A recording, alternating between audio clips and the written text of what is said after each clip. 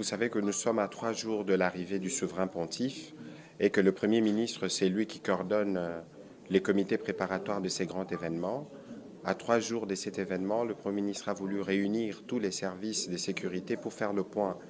de la situation générale, mais du pays, mais principalement des préparatifs de l'arrivée du souverain pontife, de comment sa sécurité doit être prise en charge, mais aussi la sécurité des Congolais qui vont se déplacer par milliers, par millions plutôt,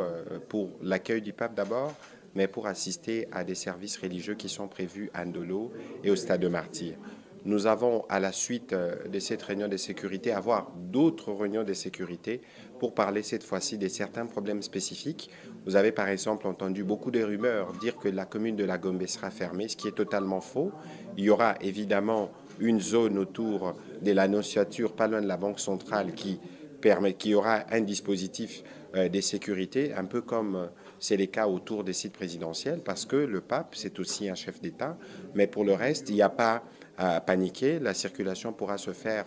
normalement. Il n'est pas question de nous rappeler les mois de confinement que la commune de la Gombe a connus par les passés. Et donc,